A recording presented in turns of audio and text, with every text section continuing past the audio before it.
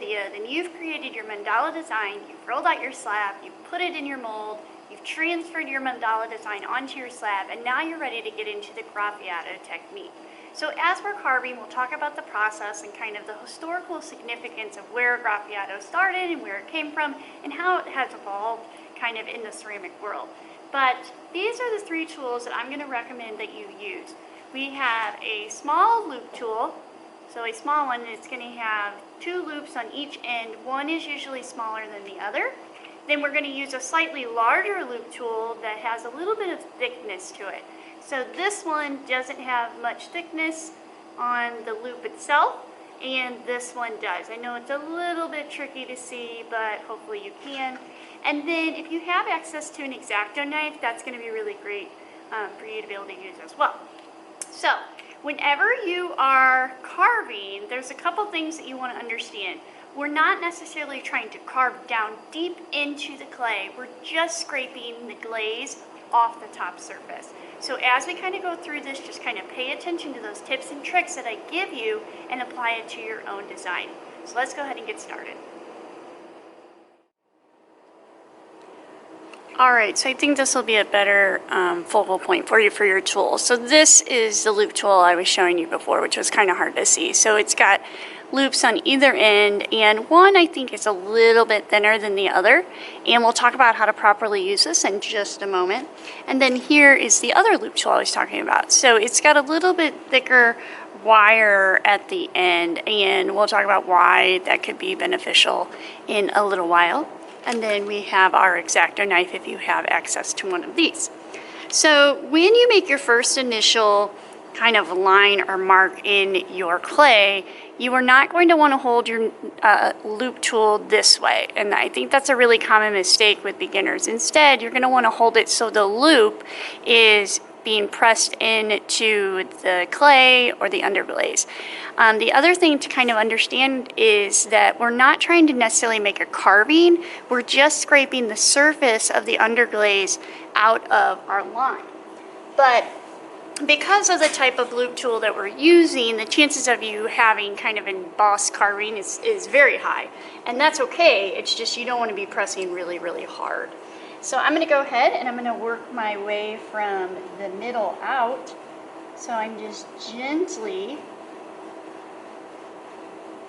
taking that underglaze away just by slightly scraping the top surface of my underglaze.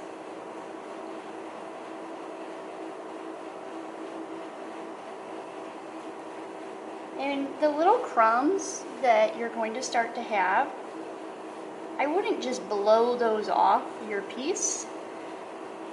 I would use a dry paintbrush, because if you do, you're going to get it all over your workspace, and it could get in your supplies, it could get in other pieces that you have laying around, it could get in your eyes, all that stuff. So in just a little bit, we'll kind of talk about how can I get rid of them. And what you're trying to achieve is getting the underglaze out of your lines that you transferred into the plate. So I like to take just a dry brush and I just kind of put my plate at an angle and I'll just kind of brush those away.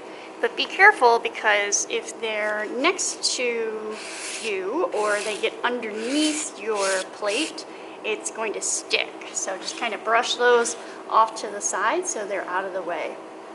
And you're just going to keep repeating the same process over and over again until you've traced over your entire design.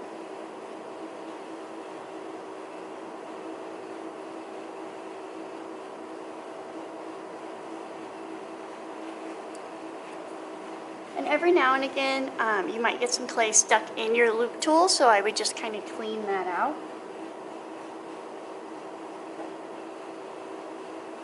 And I would rather make several passes through my line than try to carve really deep and get all of it at once, because sometimes as a beginner, if you just try to carve the line out, then you might mess your line up.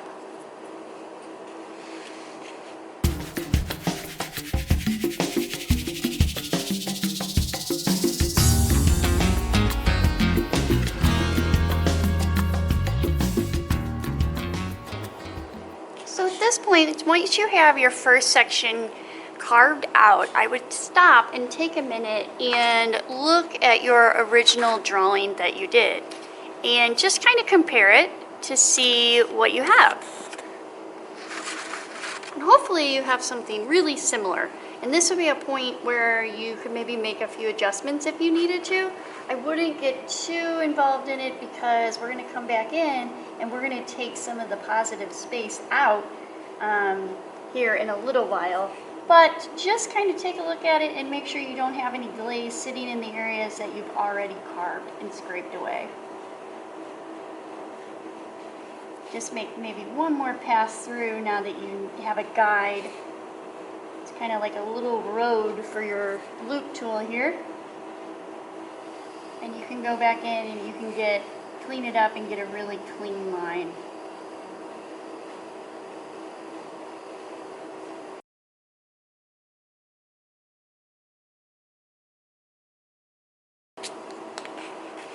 So at this point, I'm going to continue scraping away my lines with my small loop tool until I have all of the lines carved out.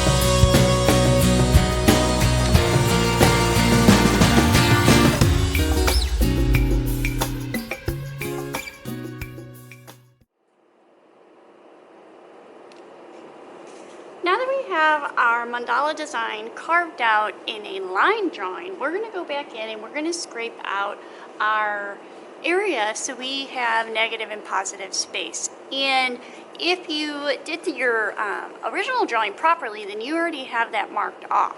So what we're going to do now is we're going to go to our plate and we're going to follow the areas that are black. Those are the areas that we're going to carve away. So the areas that are white on our design are going to be the blue underglaze. So you're going to want to keep your original design pretty close to where you are. And what I'm going to do is I'm going to just use my larger loop tool, and I'm going to follow my original design, and I'm just going to scrape out just a small area where I plan on taking a larger amount away. So I'm just kind of making myself a little guide so I don't make any mistakes later.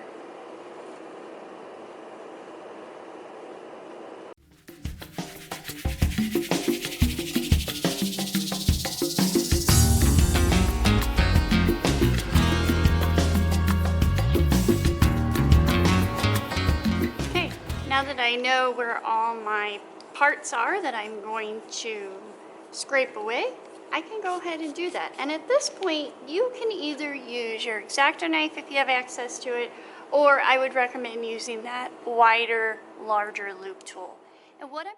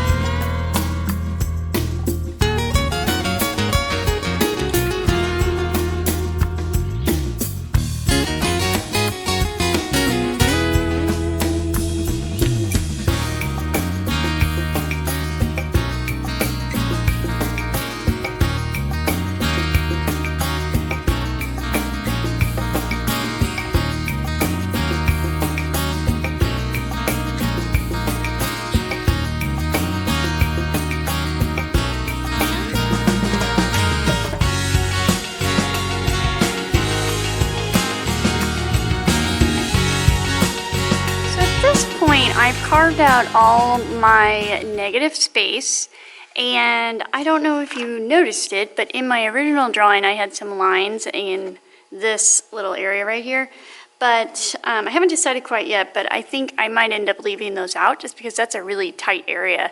So I'm not necessarily worried about that at the moment. So instead what I'm going to do is I'm going to go back through and I'm just going to check each spot and make sure all the glaze is gone, because if you have any glaze left in the area that you scraped away, it's going to show up. And what we want is we want that really crisp positive negative space. So our blue is our positive space, and the gray, which is our greenware, well, this is leather hard, it should be leather hard still, is our negative space, but we want to make sure that's super clean.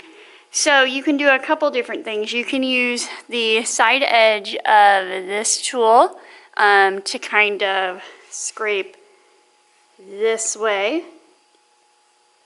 And if you have like some really rough lines, you can also take a small wet paintbrush and you can kind of smooth that out if you want to. But hopefully you were just scraping only the surface, and you weren't like trying to make a carving, and you really shouldn't have any lines that are like super noticeable. So you can kind of scrape, you know, like that in the areas that are big enough, obviously.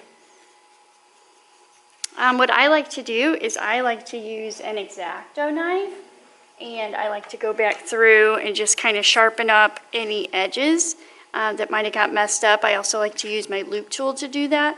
So for example, right in here, that looks a little bit messy. So I'm just going to kind of go in and clean that section up. Or maybe it got, you know, the shape isn't exactly what it should be.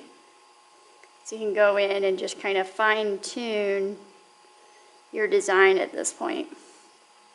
But don't get carried away, because you don't want your clay to dry out on you, because then you're going to risk breaking your piece. So this is almost finished. I'm just going to go in and do some cleanup real quick.